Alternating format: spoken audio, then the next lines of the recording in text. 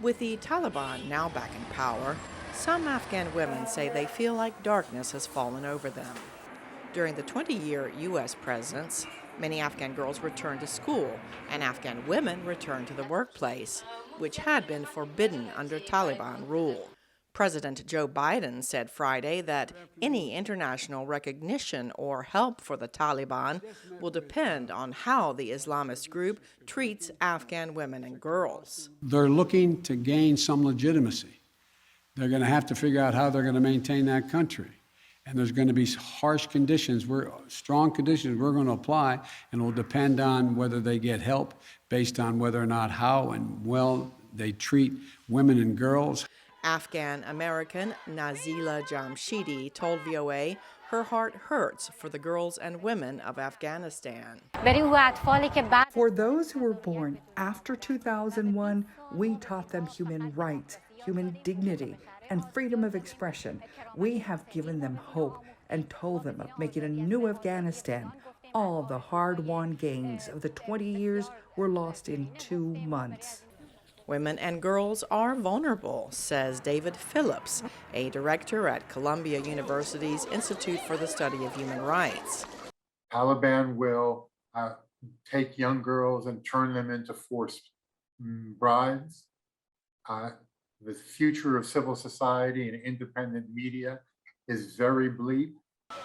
In their first news conference, the Taliban pledged to respect the rights of girls and women within the framework of Islam.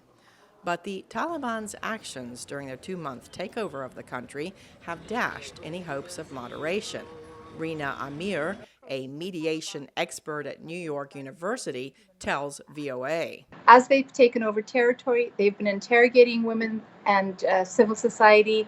They have been creating a real culture of fear. They go into their houses, they have lists, they know their names, they go through their material, they check their cell phones.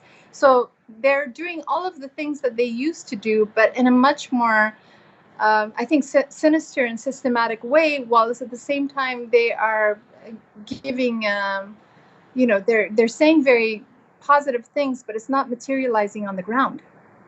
At the State Department this week, Deputy Secretary of State Wendy Sherman said the issue was personal to her, recalling her meeting with Afghan women and girls in a refugee camp in Peshawar, Pakistan, with then Secretary of State Madeleine Albright in 1997. In the last 20 years, Afghan women and girls have embraced their freedom. Millions have gone to school.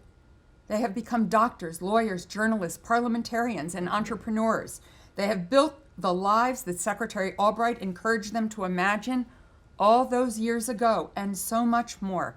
As the United States steps up its evacuations of Americans and the Afghans who helped them from the Hamid Karzai International Airport in Kabul, Sherman said the United States, quote, will use every economic, diplomatic, and political tool we have to hold the Taliban accountable to their words, unquote. Cindy Sain, VOA News.